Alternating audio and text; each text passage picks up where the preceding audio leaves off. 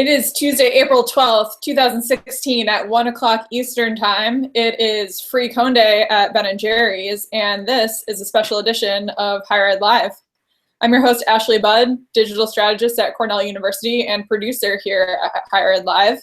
On today's live broadcast, I'm tagging in our network founder, Seth Odell, to give us the download on the state of online education. Since stepping back from the Higher Ed Live limelight, he's spent the past few years in the trenches of online EDU, and he's ready to spill insights with his unique perspective from inside this niche in our industry. Higher Ed Special Edition is part of the Higher Ed Live network, offering viewers direct access to the best and brightest minds in education. Live broadcasts allow viewers to share knowledge and participate in discussions along with the most important issues in our industry. Today's live viewing experience is powered by Maestro. If you want to see the Maestro platform, head over to along with the most important issues. You can do what I just did and head over to watch.higheredlive.com to see Maestro in action. All episodes of Higher Ed Special Edition are free and accessible in the video archives at higheredlive.com and in podcast format at iTunes.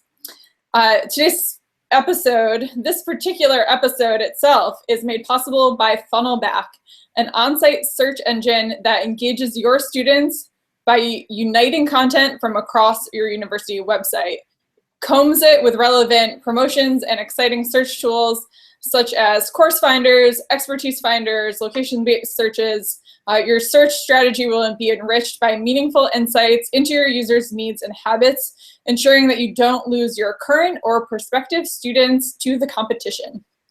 Higher Ed Live is produced by Stoner, a marketing and communications firm that works with education institutions on branding, strategy, web design, and more. We are calling all storytellers, and Stoner is offering a free webinar on the anatomy of a story, led by CEO and co-founder Voltaire Moran. And this session takes place on April 27th. They will dive into the foundational aspects of a story, those that engage imagination and spark emotion.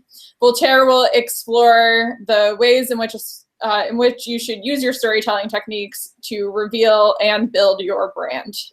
Registration is free, and we're tweeting out the link where you can sign up. My guest today is Seth Odell. He serves as Vice President of Creative and Marketing Strategy for Helix Education.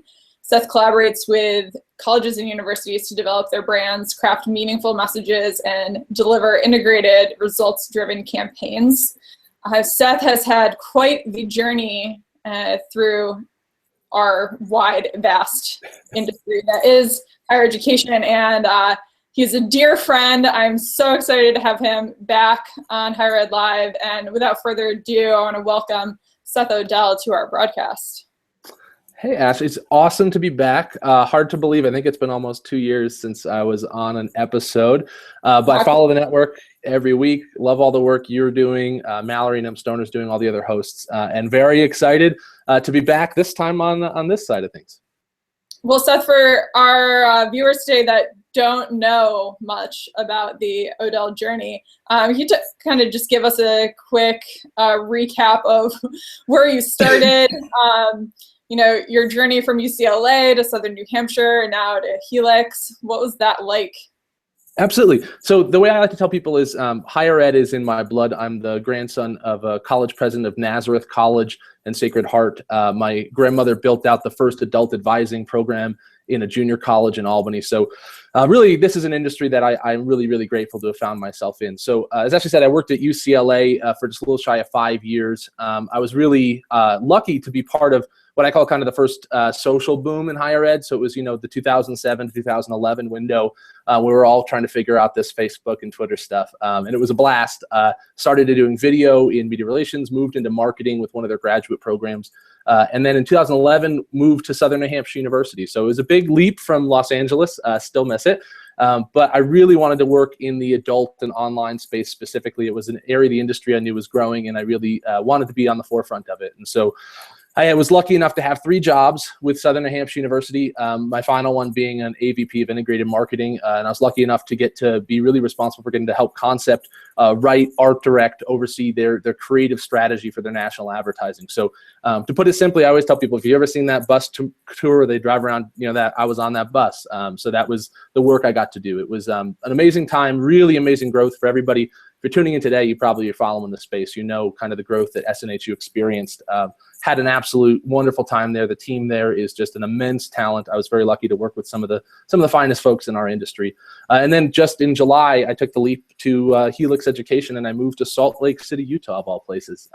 And Helix is a data-driven enrollment growth agency. We essentially do 3 things. We do outsourced program management, where we help schools launch, grow, and manage online programs, kind of soup to nuts.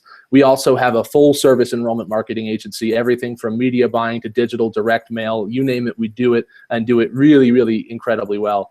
And then finally, we also have a really unique retention services solution. And so all of this is really with a primary focus on the post-traditional space at Helix as well. We work with traditional and post-traditional, but post-traditional is really our specialty and our sweet spot, which is what brought me here. Because same thing with SNU is I was following the emergence of online education and focusing on adults. And so I kind of had this meandering career. I always tell people it's like if you read the Family Circus ads and the kids going around with the dotted lines, I feel like sometimes that's me moving back and forth cross country multiple times. But very happy to have landed in Utah. Happy to be on the agency side, working a lot of schools, and just excited to be here today to talk about it. I'm excited to have you here. For those that are watching along, please don't hesitate to ask questions to Seth. You can use the Higher Ed Live hashtag on Twitter, and I'll do my best to ask those as they come in. But first, we will start with a few questions of my own. So where I sit in higher ed and what I read in the news, it seems like the online education space is still growing at a breakneck pace. Is that true? So yes and no more importantly, and that's what's really interesting. Supply is growing like crazy in the online space, but demand is not. And that's one of the first things that I think most people don't actually realize, is that demand for online programs specifically is growing at its slowest rate ever, according to the Sloan Consortium, which is really a thought leader in our space. And that's over the past 20 years. So while there is some growth in online education, it is slowing and slowing significantly. It was 2014, we had about 2.65 million students studying fully online. Not a huge portion of the population when you think about it, and that growth is slowing. More importantly, and the point that I think people don't realize, is overall post-secondary education, so that's traditional and non-traditional, is also in decline. Between 2014 and 2015, our industry actually lost 1.7% of our enrollment in 1 year. And within that, when you dig into it, the for-profit space lost 13%.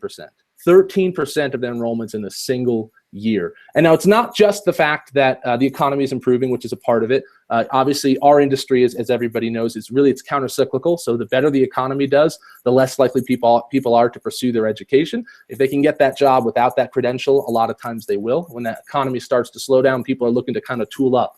And that's really what a lot of times drives that enrollment demand.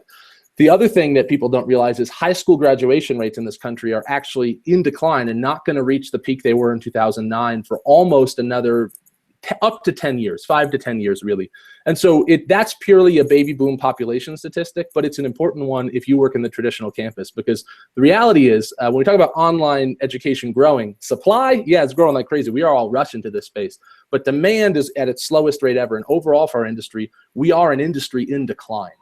And I think it's something that a lot of people don't realize, and especially because we read EdSurge, which is great. We read all the ed tech moves. We really are following this space, and it's an exciting time. It really is. But I think sometimes we kind of forget the kind of economic factors that are going on behind the scenes sometimes, and we kind of sometimes let the headlines get ahead of ourselves. So overall, supply is up, but demand really unequivocally is down. Great. I mean, I'm familiar with the decline in enrollments at the traditional campus. That's something that enrollment professionals have been trying to hack, I'd say, especially since its peak after our economic decline. There are parts of the country where enrollments are driving up, but where I sit in the Northeast and where many of our institutions sit, serious decline, in graduation rates at a high school, not because students aren't graduating, but because there's just less of them. Yeah. So very familiar with that decline at the traditional campus, but isn't that what we're struggling with in our enrollment management programs? Isn't that what's driving the desire for institutions to grow their online presence? They're trying to make up for the butts and seats. They're recognizing that the southwest of the continent actually has an increase in students that are ready to enroll. California is saturated with enrollment, and maybe we can pull some folks who aren't willing to make the move and be on a residential campus, but might be willing to enroll online. Isn't that part of some of that rationale? Totally, absolutely. The reality is, I think the pressures that campuses are feeling is definitely one of the primary factors behind this decision and desire to grow online, especially for the institutions that are the small, private, tuition-based institutions. So these are the ones that don't have the large research grants or reputations, the ones that don't have a large endowment to help really subsidize their operations. For those small, private, 1,500 to 5,000 student populations in the private space especially, they are looking to online to really supplement that income and open up a new revenue stream. I think there's a lot of institutions that are seeing the success that a handful of players in this space are having, and they're thinking, well, if we could just have a piece of that. If we could just grow our enrollment by 1,000 students online or 100 students online, what a difference that would make to us. And so we are seeing that really across the board. When surveyed, 70% of chief academic leaders at institutions cite online education as a key pillar of their strategy moving forward, which I will say we have a pedagogic conversation overall I think is great. But when 70% of people say it's a key pillar moving forward, and at the same time we're seeing the demand decline, it's really a scary reality. Because for a lot of folks, if you're turning to online education to solve an enrollment problem, it's going to be a really difficult problem to solve. And it can be solved, and some are solving it, but it's going to be a lot more challenging than you think. And so what's happened is a lot of institutions are struggling on campus and saying, can we supplement this with a new revenue stream? Can we open up a new modality? Tap into for a lot of people, it's either to tap into the adult market they haven't really been serving, or to expand the current services they have in the adult space. Because there are a lot of great small private players that have made a real difference in their communities.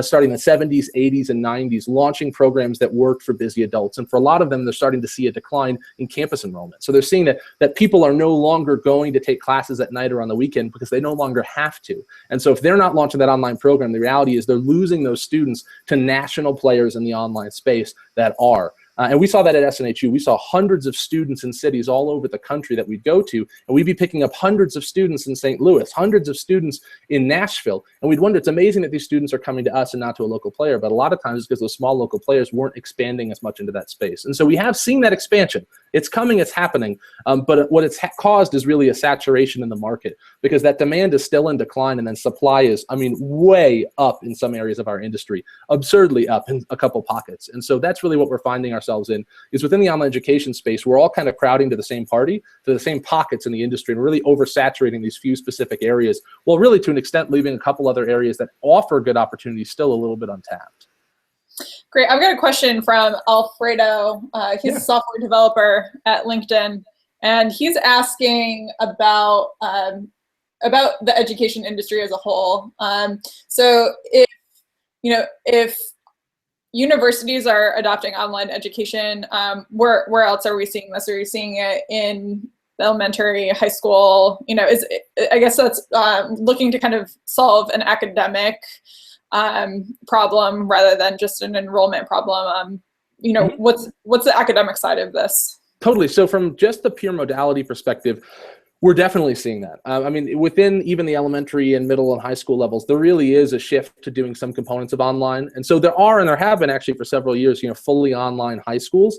But within that, there is sort of supplemental education that's taking part, especially if you're looking for it, if you look for it in the off-peak time. So summer programs are areas where students can keep up, programs that can specifically help them reach current goals like graduation rates. So that is happening and should happen, absolutely. And it needs to be a focus. And it also, I should say, currently today I've talked really about the adult side of things, but online is beginning to play a bigger and bigger role within the traditional education space as well. And what we're really seeing is this shift in conversation that we used to talk about blended and hybrid, and they sort of meant the same thing. And now we're talking about hybrid education as a single class where you can move between online and in-person modality, and then really blended as programs where you have entire higher classes in one or the other. And that level of detail, I think, is just showing sort of the depths that we're starting to get to and talking about it, because I think it's a really fair point. It's not just a conversation of fully online programs or not. It's really a conversation of what we're trying to achieve and how online education can help achieve that. So I'm fully in support of the work that's being done in the elementary, high school level education, absolutely. And I actually think within that population, we're seeing a real warmth and welcomingness to it. It's a population that's really embraced it a lot more in some cases in the past than adults. Although I think that adults really at this point in 2016, not only is online really being embraced, but also it's even being embraced by the research that's showing it can be as rigorous and as effective as a traditional offering.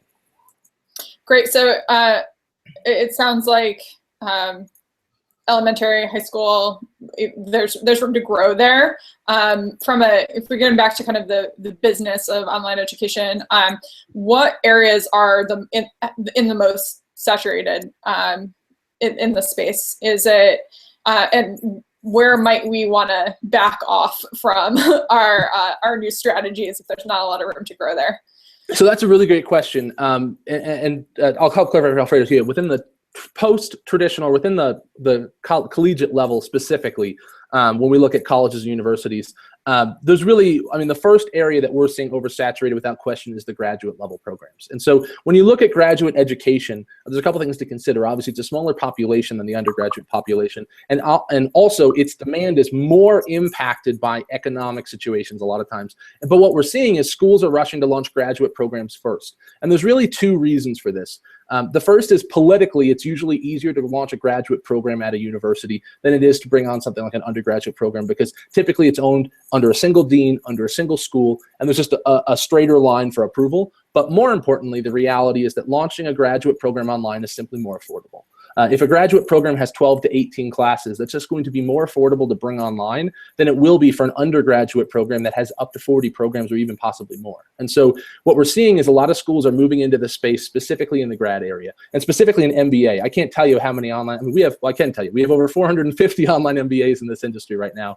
That is crazy high. And we're seeing more and more. And so if you track, the pay-per-click rates for certain programs like an online MBA, good luck bidding on it. It's going to be so expensive. So really the grad space and the certificate space, and typically I think that's because it's the most affordable thing that schools can bring online. It takes the least amount of time. It's the fastest they can move. And so it makes sense. We are reacting, so we got to move online. So we're going to move to the area that we can get on the fastest. And so really specifically in the MBA space, but the grad space as a whole, certificate space, I'm seeing really a heavy saturation and flood to market right now. So for the institutions that are looking to launch and actually grow an online program, what can they do and should they be looking at? Yeah, so that's a really good question, because we get that all the time with people that we work with here at Helix, where they say, okay, well, are there still areas to win? And the answer is unequivocally yes. There are absolutely areas in the market where you can win. I'll start with some of the bigger ones and move to some more granular. But the first one is undergraduate programs as a whole. The undergraduate space is just still not seeing the same level of offerings as the graduate space. And the reason is, just as I mentioned before, it's a lot more expensive to bring on, especially when you realize it's 40 classes and only a handful of those are going to be gen ed. And so those specialties are going to be harder and harder to share. The other challenge with the undergraduate programs, and this is the reason why it's underserved and people can still come in and win, is the reality that there's over 34 million Americans in this country right now that have some form of credit but no credential. And these are people that started school and didn't finish. So those folks are looking to pick up where they left off. They want to finish what they started, and so they want to transfer credits in. But when you start to market an undergraduate program and you have people coming in the front door at all different points, it's a lot harder to manage. And so what we're seeing is the smaller private institutions that are coming in on their own, a lot of times are having a bit of a challenge seeding cohorts, because how do you handle a student that transfers in 30 credits or 60 credits, or if you're really being transfer friendly, up to 90, which is really the max? How do you take students at all those stages and have cohorts ready at all those stages so you can actually seat those classes? So undergraduate education, especially for the adult student that's trying to transfer in credits and finish their degree, absolutely underserved. The second really is there still are some unique and specialty graduate programs that definitely have room to grow. Using programmatic analysis or looking at research, there are absolutely pockets you can figure this out. And then the last thing that I would say is really, it's about breadth and then depth. So, there's nothing wrong with having an online MBA, to be honest, actually. There's still a large demand for MBAs. But what's really we're seeing the growth in is, instead of having a single online MBA, is having 10 MBAs. And maybe it's an MBA in healthcare, an MBA in marketing. And now that core is shared, but those specialties can actually float not just across the MBA, but the healthcare can float across an MBA in healthcare and an MS in healthcare, or a marketing degree with a healthcare concentration. And so that is an area where it starts to get a little bit more complicated, but those are the areas you can win. There is no silver bullet. There is no aha program that you launch and it's perfect, but there absolutely is a strategy way to approach your programmatic offerings that really work. But I'll say, all that being said, and the product is always the most important thing, the experience provided to students is most important. If institutions are looking to launch or grow online programs, they need to refine and rethink their marketing strategy, because the things that worked in marketing online education 5 years ago aren't working today. And people need to think a little bit differently. And so that, to me, I think is really the second biggest thing. The first thing is, are you offering what people want? And it's surprisingly easy to measure that. The second is, if they are, how are you getting in front of them and convincing them that you're really the right place for them to find home? Awesome. Well, we've got a question coming in from Chris Alexander. Yeah. And I think we planned to jump into this, but as we're talking about different kinds of programs that are either saturated or winning areas for growth, I think this is a perfect time to ask this. Can you compare general EDU, online bachelor's degree programs, versus some of the specialized skill programs like data analytics, design? I'm thinking about boot camps. Yeah. If you're seeing any kinds of trends there.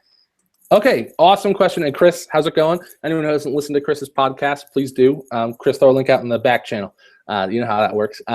So a great question. So a couple things. In the general education and the adult undergraduate space, we're not seeing significant trends. What we're just seeing is really maintained demand. I mean, out of the 34 million, there's about 31 million of those folks that are adults in this country right now with a credit and no credential that went to school in the last 20 years. Now, for those folks, the shift we're seeing is not in programmatic offering, but the shift we're seeing is in marketing. Those are adults that are on the fence. Those are adults, a lot of times for undergraduate, they've been out of school for 4 to 7 years. They've thought about going to school for up to 5 of those. And when they make that decision to finally go, they actually can inquire and start the enrollment process in as little as 30 days.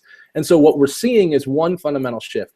In the past, we used to only market to folks that were raising their hand, folks that actually expressed an interest saying, I'm ready to go back to school. And now we're seeing players that are winning by marketing to folks that are on the fence that maybe they thought about it a few years ago, but they weren't so sure. And so especially in the adult undergraduate space, what I'm seeing is a shift to more emotional advertising, a shift to the way we communicate, to not just inform, but to actually inspire and to push that level of action.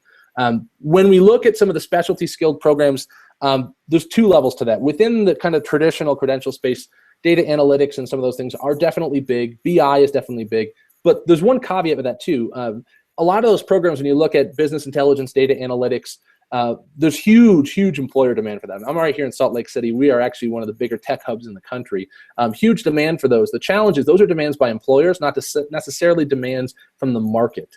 And so what we're seeing is a lot of those jobs, there's 2 things. One, they are jobs that you can get if you can prove proficiency independently of a credential. And secondly, the reality is that employers sometimes want it more than the market does. And so while there are exceptions to that, and I actually do think data analytics and some of those pockets are very interesting and we're watching them closely, it's also something that we kind of caveat and say, just because employers want to hire a graduate with this program in 5 years, doesn't mean today anybody wants to enroll. And that needs to be. People like playing with Excel and Tableau.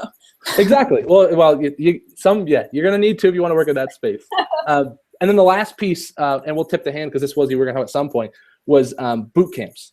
So the biggest shift, I would say, is in January of this year, the Department of Ed rolled out a pilot program where for-profit kind of boot camp oriented programs can actually access federally backed financial aid through a partnership with a nonprofit institution. So they essentially can use the nonprofit's relationship to get financial aid. That is purely in a pilot stage, but let me be super candid. If that exits pilot, that is a fundamental game changer in the skill-based portion of our industry. Because the reality is, if you look at the higher ticket items, if you look at like a General Assembly out of Boston, phenomenal outcomes, doing really well, but very expensive. And it's very difficult because it has to be funded entirely privately. And so if people get to a point where they can go to a boot camp for 3 months or 4 months and all of a sudden get a credential that can get them a higher paying job, the reality is a lot of people are going to do that. And the thing that's stopping a lot of people from doing that now is they can't get federal loans to pay for it. And so therefore it's taking out private loans and helping to figure out how to subsidize that to pay for it. This pilot program is one of the most important things happening right now in online ed. If you're a player in this space, you're watching it.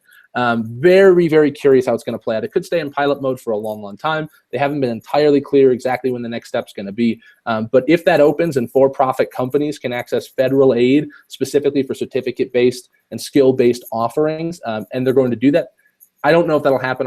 I'd be shocked if it did happen anytime soon. But if it does, that's a really big game changer. And so the thing I'm watching from that perspective is the design and the code taught by code academies, your General Assembly, your Iron Yard, your Udacities.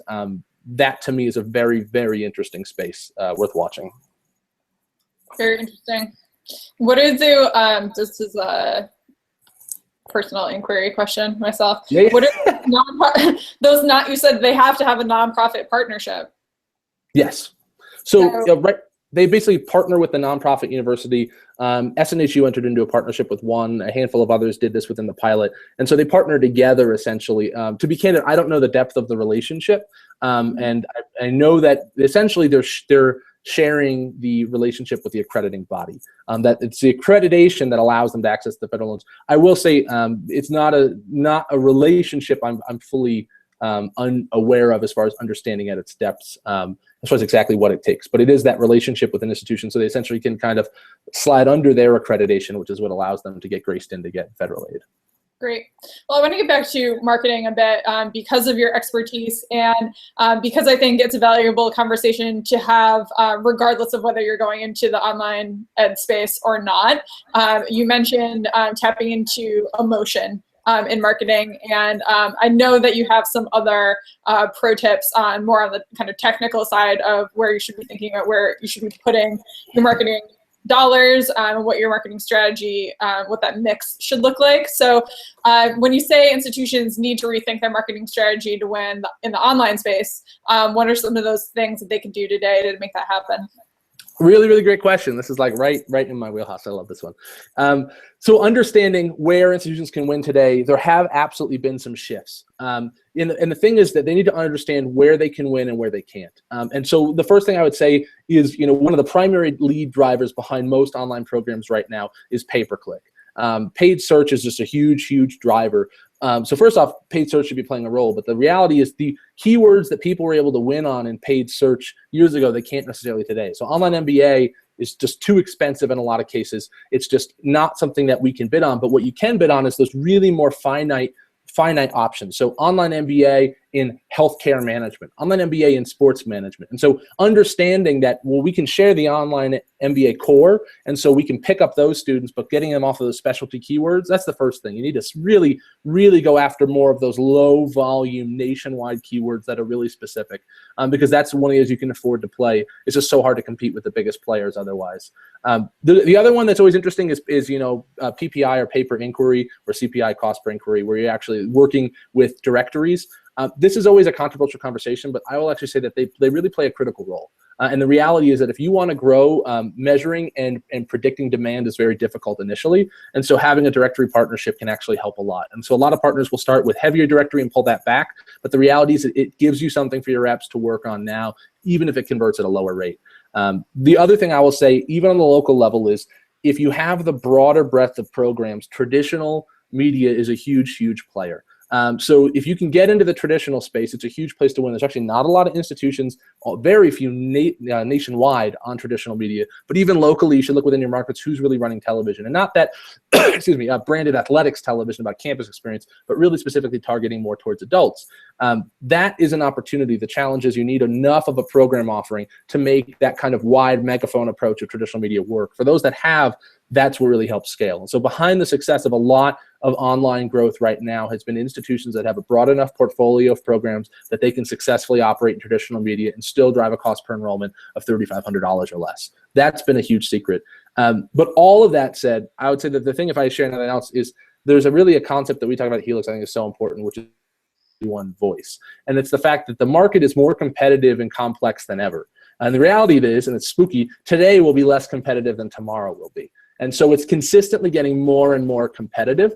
And so really for us, what we talk about, the fact is that even when you market your online programs, it has to elevate your campus programs. And when you market your campus programs, it has to elevate online. And so where and how can you communicate a branded message that is a high tide that rises all ships? Because you need to maximize every dollar invested in media. So every dollar needs to be brand direct. It needs to elevate your brand and also direct response and drive your business. And so that's a concept we talk about a lot with folks, because what's happened is so many online programs have been built independently of campus, and then they market totally separately. And that's a huge problem. Another example that I talk about is a single graduate program buying a billboard.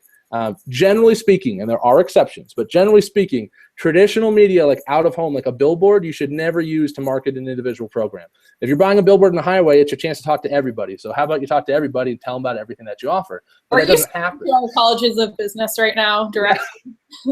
There's a lot of that. I will say one of the exceptions is healthcare, RN to BSN. We have seen some success there, but generally speaking, like, don't use your dollars to speak to a very finite audience if you have the opportunity to speak to many people. So it's that level of kind of finding efficiency that has to happen. You know, I wish there was a kind of, again, I said before, a silver bullet approach. But if you're going to win, it's simply because you're going to be smarter and you're going to look at it at a more granular level. You're going to comb through it in a deeper dive, and it's just going to be more strategic.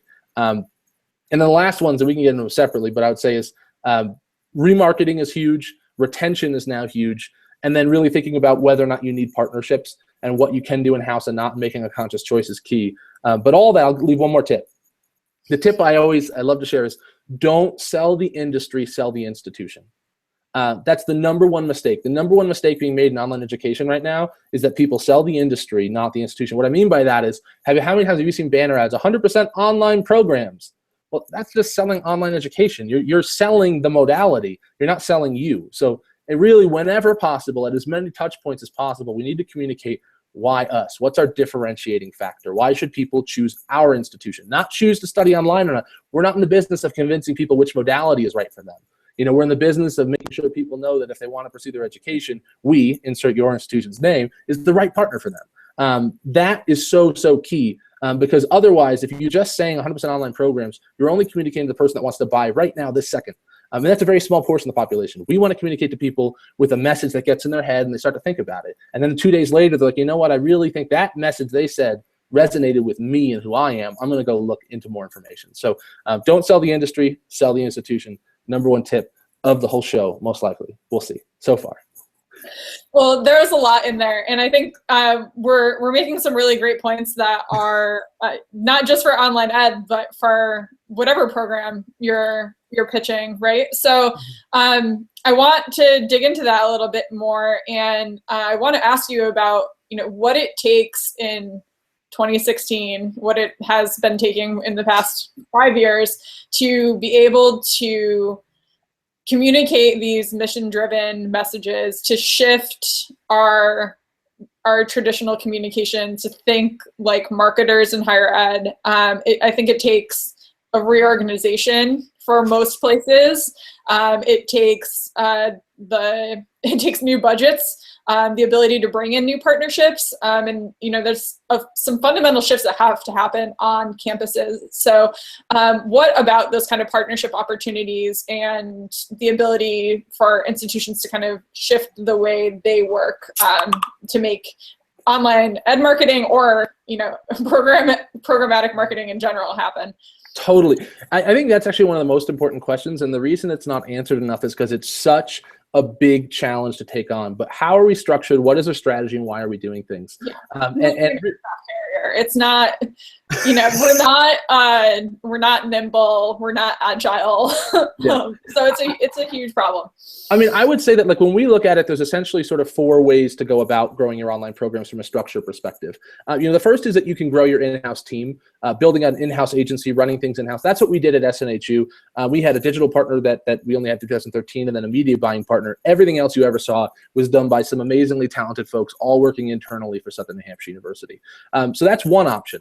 Another option is the best in breed approach, where you hire partners for specific channels. You know, I'm going to get a digital agency and a social agency and a TV production company, but we'll do everything else ourselves.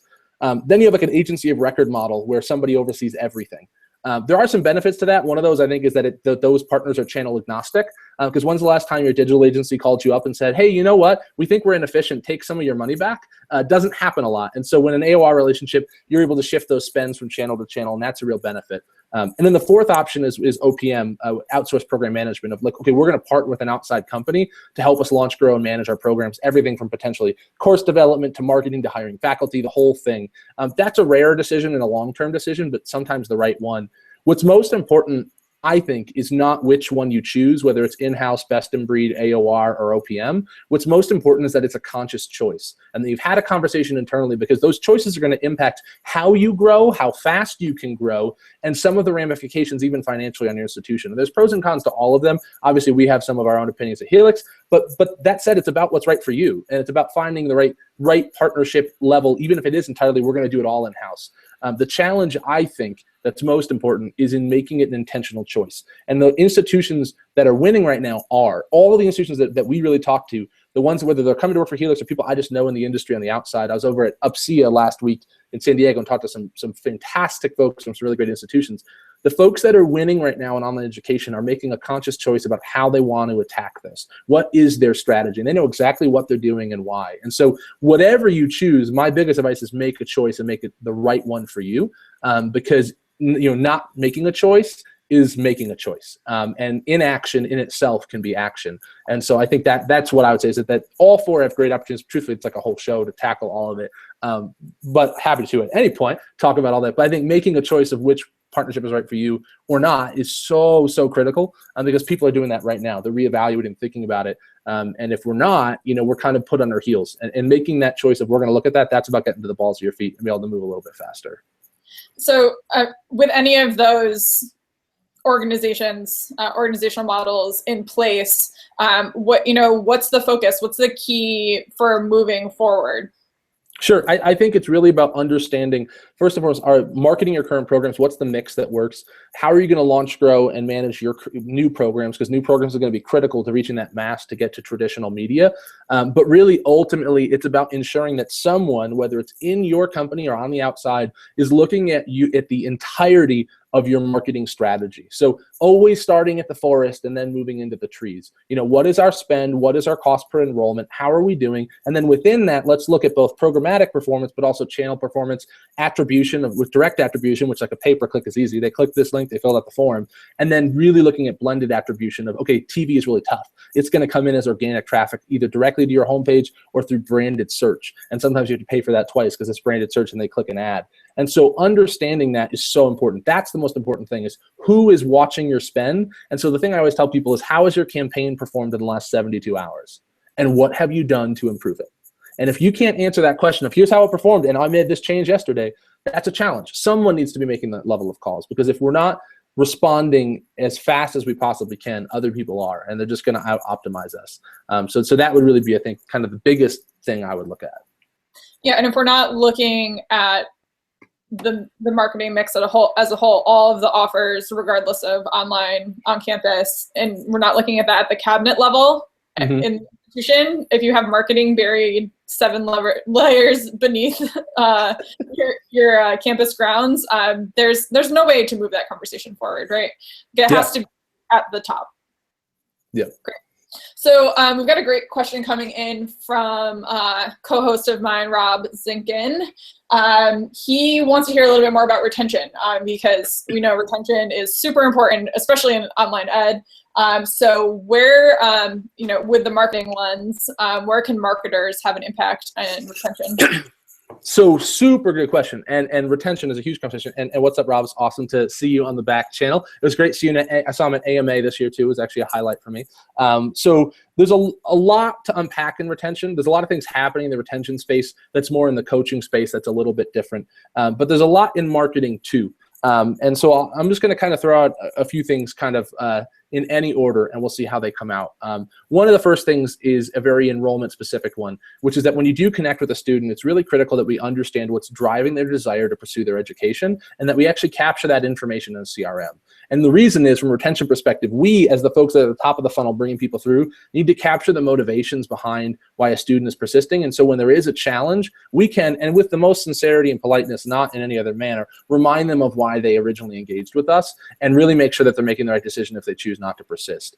Beyond that, there are some amazing things with actual retention campaigns. One of the things that made me the proudest to be a part of SNHU was the just unbelievable student success team that they have built there. I mean, it was just an honor to walk through the floor with the advisors that were there and the student success coaches and what they did. But what we really tried to capture with that was provide a lens into the student experience. And so if you go online and look at any of the social media from Southern New Hampshire University, it is just covered in real student content and real stories. And so one of the things that we uncovered is that so much of that organic content conversation that's taking place in marketing, the necessity of being authentic, so much of that doesn't just need to communicate to prospects. What prospects are really looking for is a rich, exciting, rewarding community that inspires them to pursue their education. And so what we can actually do is create content for our own community that perfectly reflects exactly what a prospect is looking for. And so it was that kind of mindset that came across. Well, let's deliver diplomas to online students. You know, let's go ahead and shoot videos with real students sharing their stories. You know, it's not just about this amazing outcome of an intangible, untouchable CEO who's so successful I, as an adult, could never reach there because I've struggled in school before. No, it's about sharing with me the adult that just got the 4th A in a row,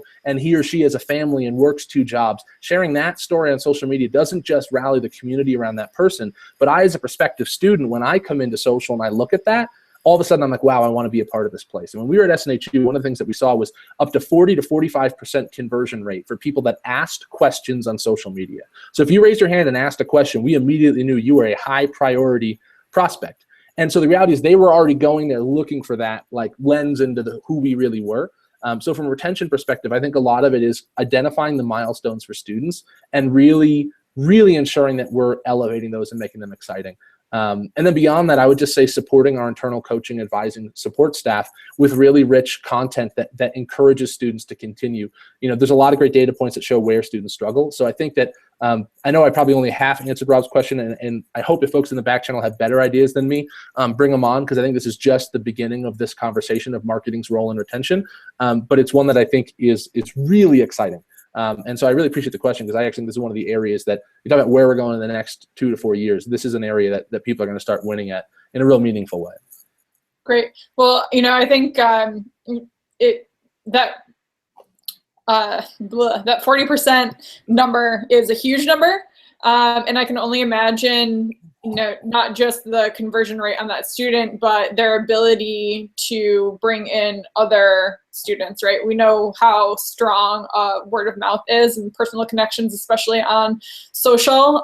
So if you think about the referral end of what can happen from these kinds of marketing campaigns, you know, what can we look at as far as referral rate? Do you have some more brilliant metrics on that?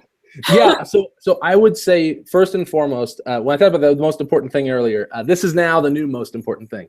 Nice. But to me, it's the fact that the referral rate is the single most important metric in marketing online education today, the referral rate. And so any of you on the back channel, if you want to tweet Corinne Jolie, she asked me yesterday what I was going to share as the most important metric. And I know she's going to have to watch the archive, she said. But the answer is the referral rate. And this is really, really important. So what I mean by referral rate is you essentially can look at it sort of 2 ways. It's the percentage of incoming students who were referred by someone they knew. So the primary source is word of mouth. You can also say referral rate is the percentage of current or former students who have referred the institution. So the second part of that you can do through surveys, surveying your students and asking, do you refer us? If you do, what do you say, why, who do you refer to? But the most important, referral rate of incoming students. So the percentage of students that come in that say, I came in through word of mouth, my friend or family member really recommended this. That's the single most important. And I will say here's why. Because the scary truth is there's a level of a commoditization that's happening in post-secondary education. When there are 450 online MBAs, are you honestly going to price compare? You're not. Right? And when you go to Google, maybe you're going to stay in the top 2, 3 results or click on an ad, but you also have a really good chance of going on and getting overwhelmed. because when you have 400, 500 choices, there's no possible way to know what the right choice is for you. So what do? We turn to the people we trust. We turn to our friends, our family members, our coworkers, our neighbors. And when we're talking to them at the mailbox and they're saying how they had such an amazing time in their graduate master's, or their marketing program, we're like, oh, wow, that's amazing. We're talking to somebody at church and they're telling us, I was able to finish my bachelor's degree. I've been out of school for 20 years. We ask where, and then they gush about their advisor and the faculty. That isn't just something that I'm saying or pontificating. Statistically, it's happening. We are seeing institutions that had as low as 10 to 15% referral rates now moving up to 35, 40, or 45% of all students coming in through referral. That is crazy. That is a referral revolution right now in higher ed. And it's because there's so many options, that saturation in the market that we talked about. And so the most important thing is experience.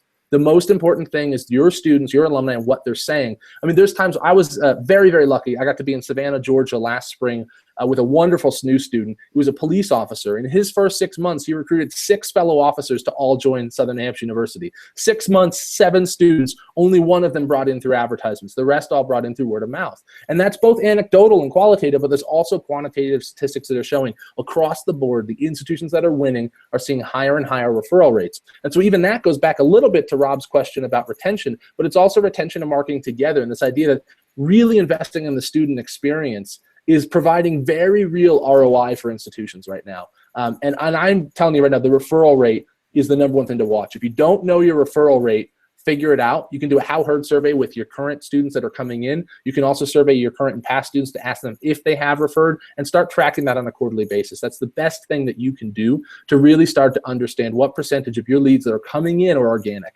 And that's just such a huge player. And I only see that going up. There's a real northern trajectory with that from a percentage perspective. So referral rate, to me, numero uno of the show today. Excellent. Well, we've got other hosts tuning in. They're asking some hard-hitting questions today. Okay. So we gotta give it up to our co-host here, Tony Duty. I think he's asking about if we can sell or distinguish quality of learning experience, and if there are emerging engagement methods that are effective. So we got like a heavy hitter student affairs brain coming to you right now, but he's keen on the marketing sense. So qualities. I mean, it dovetails so nicely with these referral rates, because if you have a shitty experience, you're not going to refer other people, right? Totally. So, we're seeing it. With institutions that are struggling, a lot of times have a lower student satisfaction rate. So that's dead on right. Yep. So to his question, are you noticing anything on the experience end and the engagement end that is contributing to these experiences? And I'm sure you can pull from the student success team at SNU to give us pro tips. So a couple things with that. So first, Tony, welcome. Thank you so much for joining, man. I really appreciate it. So the question is so great. Can we sell or distinguish quality of learning experience? I'm going to unpack that just a little bit. So the first question is, should we? So the reality is, for the most part, should we sell experience at all? For the vast majority of institutions, I'll be candid, it depends on your messaging hierarchy, right? First touch communications, like a billboard or display advertisement or a television ad, for the most part, unless you're really good, and we'll get into that in a second, the reality is students are looking for outcome, right? And so to me, it's, should we sell the quality of the learning experience, even if it is quality, and should we? So for a lot of institutions, I honestly think in many cases, the answer is going to be no, at least until you get to the search site, until you get into the nurturing campaign, or get an email, until you get on the phone with the rep potentially. So the first one is, should you? That said, I actually think in a lot of cases you should, if you can stand behind it. So can you distinguish the learning experience? First and foremost, to unpack that a little bit further, I would say that the learning experience is not your LMS. The learning experience is not your LMS. And I say that because the reality is students do not choose institutions because of Blackboard or Canvas. They don't, not in any meaningful statistical volume perspective. And so it's important to put that context on, and I'm sure Tony has it too. When we talk about learning experience, I'm on the same page he is. I'm talking about the full thing, the entire experience from beginning to end. And the answer to that is yes, but. And I say that the but is that you don't sell the what, you sell the feeling. you can absolutely sell the feeling of the experience. And so when we were at SNHU, one of the things we talked about is we positioned ourselves on we care, which is a pretty tough thing to position on, right? Like you never go to a conference and you're like, okay, raise your hand if you don't care about your students, and hands go up. Like that doesn't happen. Everybody cares. And so what we talked about is, can we create experiences that capture what it feels like to be a student? And so, of course, the best thing we can do is, one, deliver diplomas to online students, but two, all the commercials that we did during my chapter there were real students and alumni. We went to their homes, to their communities. We held pop-up student unions and documented it. That was very intentional, and the reason was we were developing what we call, in the ad world, tone and manner. Right? So tone and manner is, what's your style? What do you feel like? What's your attitude and your energy? What are all the intangible things when I see content from you? So can we distinguish the quality of the learning experience? I think yes, but I think it's much more distinguishing on what it feels like rather than actually what it literally is. That would be my kind of POV on that piece. Excellent. Well, Tony's got some follow-up shows for you, so yeah, Tony, book me, man. I'm ready. I'm back in the higher ed live saddle. It's like, it's been 2 years now. I'm like 2 weeks, so I'm ready to get right back in the swing of things. Good. So I want to shift gears a minute, and we've got about 10 minutes to get as much out of this as we can. I want to make sure we get to some predictions for the future, because I know back channel is eager for that. So shifting gears for a minute, let's hit on a few key areas of the space, because I want to get your thoughts. Yeah. So what do you predict we'll see happen with the for-profit space? You already dropped a huge decline statistic on us earlier in the episode. What is going on there? Sure. So within the for-profit space, as you mentioned, statistically, we're seeing a huge decline. A lot of that market share is being eaten up by the bigger nonprofit players, WGU, SNHU specifically. When you look at the state growth, it's huge in Utah and New Hampshire. So my answer is many will continue to struggle, but some will continue to succeed. First and foremost, one of the caveats I think has to be made is there is not like a nonprofit good, for-profit bad thing happening in our industry right now. The reality is the quality of the experience and care varies on both sides of the aisle. And so the reality is many for-profits will struggle, but some will continue to really, really succeed. Grand Canyon is going to continue to do great. They actually tried to move nonprofit recently and were actually denied. There are players in that Capella that are just going to keep doing a great job, and they've been doing a great job, and they're going to get really rewarded for that, I think, in performance. But when we look at the ones that are struggling, one of the things I think we're going to see is people are expecting closures. They're reading a lot of Chronicle and Inside Higher Ed, and don't get me wrong, there will be and there have been some, but what we're really going to see is what happens in the commoditization market. We're going to see consolidation. And so what I really expect to happen in the next 12 to 18 months is we're going to see for-profits start to merge more and really come together to centralize operations, enrollment, to centralize their advising, and really find cost-saving initiatives. But really, beyond that, I don't also anticipate significant changes in the regulatory system. The election could play a huge role in that. On the off chance Bernie makes it really to the final ballot, he's weighed in a lot more heavily in the education space with some of his thoughts. But generally speaking, I don't anticipate significant regulatory changes. So it's just a matter of the market declining, some continuing to struggle, and a few really continuing to win. Great. So what about traditional residential campuses? Where do we see them moving in the future? Sure. So from an online education perspective, in the traditional market, I think it's all about revenue, and not just revenue of new revenue coming in, but maximizing the revenue that you have. So I see a rise in blended and hybrid programs, specifically around summer course offerings, institutions trying to look at that 6-year completion time, for instance, and shrink that down to 4.5 or 5. So helping students find ways to take overload classes, especially within state systems. We're seeing some interesting things happening at Open SUNY. I think the UC system has continued to sit on an opportunity where they could offer more taking classes between campuses, which they've been doing a little bit of. And so really, I think it's all about time to completion on the traditional side and really helping ensure graduation rates. So I think that's where the focus is it's not fully online undergraduate programs for the millennial generation or the younger half of the millennial generation. It's really about making sure the students that are coming in when a life event happens, we find an online opportunity to help them finish faster. Great.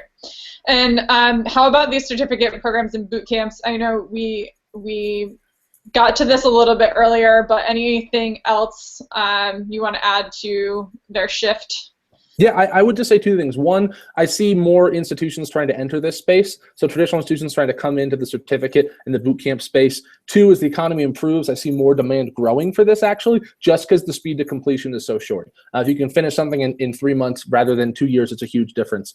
I see this space very quickly getting oversaturated, very expensive. And I think the big conversation to be had in the boot camps is where is the quality? And that's the question that needs to be answered the next 12 to 18 months is where are the outcomes, where's the quality? Because so many voices are going to come into the space, the market's not going to know who to trust.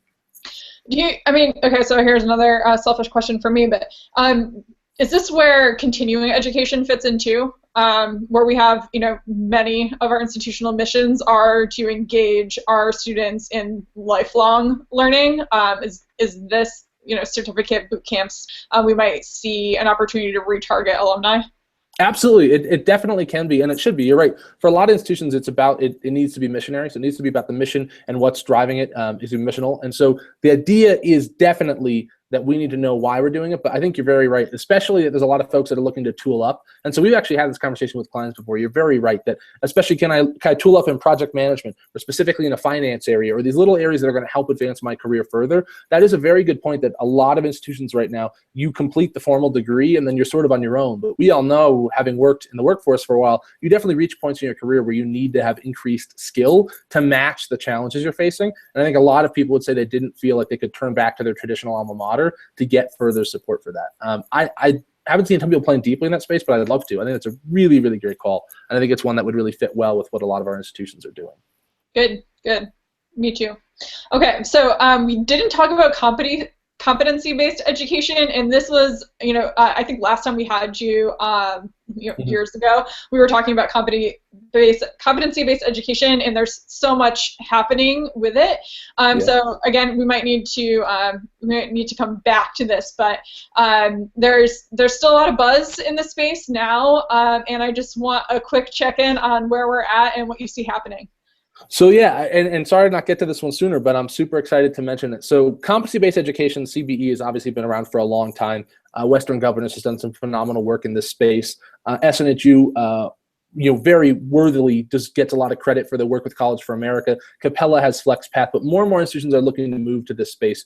I'm going to caveat and say I have some very personal opinions on CBE, but they come from the POV of a marketer. And I say that because there's increasing interest, and from a pedagogical perspective, that's great. I really think understanding why we are tied to a credit hour is so important. And the reality is that so often we shouldn't be measuring the time we spend in a seat, but the amount of skill that we actually can demonstrate. So from a pedagogy perspective, I'm very excited. I think self-paced is really great. I think the ability to demonstrate skill set is really great.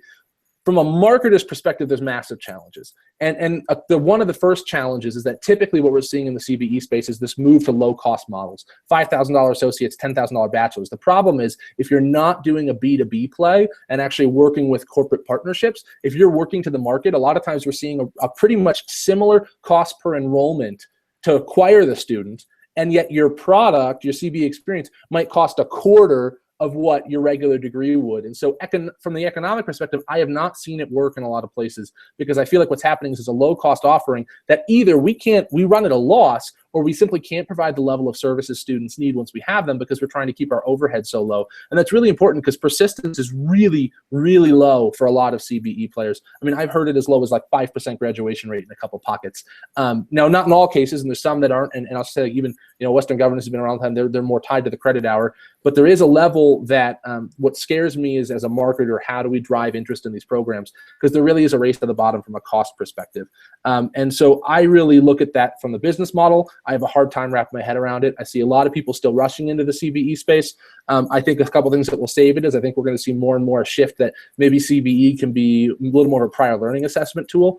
And then ultimately, I think what we may see is that CBE could be blended into a traditional program. And maybe you can actually use that for the areas where you have competency to demonstrate it, and then you're moving back into a traditional experience, potentially into classes where you need to really have more attention. I think that's an area we're going to see growth. I think we're going to see a lot more attention, a lot more dialogue. I hope we see some people get it right. But I just think from an economic perspective, I keep struggling with how it's going to really work. Great. Well, I always appreciate actual business models when we're talking about what we think we should do in higher ed. So I appreciate that, and we've covered so much in the past hour. I hope you can leave us with, let's tie this up in a bow for our viewers. Leave them with a few predictions when it comes to the state of online education. What do you see happening over the course of next year? Yeah, you bet. And this has been an absolute blast, Ashley, so I really appreciate you having me on. So a couple things that I see when I look forward. Demand's going to continue to decline. Statistically, it will. The economy will continue to improve. Supply will continue to rise. So today is the best day as a marketer you're going to have in a long, long time, because our industry is going to be increasingly more competitive, more complex tomorrow than it was today. So institutions are going to keep launching the same programs over and over and over again. They're not going to be able to make them work economically. So people are going to launch a program, try to bid on the keyword, not be able to afford it, not seat a class, and then start over. And unfortunately, with 4,000 colleges and universities in this country, we're going to see a lot of that happening. For the institutions that are already winning, they're going to continue to win. Your SNHU, your ASU, your WGU, your Rutgers Online, Drexel, you're going to see them continue to win.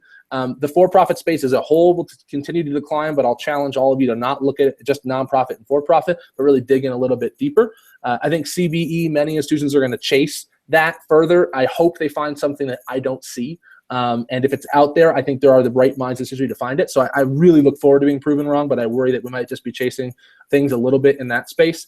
And then I'll say for a handful of us, and I'm talking about maybe a few dozen out of 4,000, they're going to find a way to really be a significant player in their space. And that's going to come specifically from really, really, really smart marketing, from first and foremost winning at home, then regionally, then winning on the road nationally, figuring out the right integrated media strategies, offering the right programs to the right audiences, and then delivering the right message on the right channel to the right audience at the right time. That messaging hierarchy structure.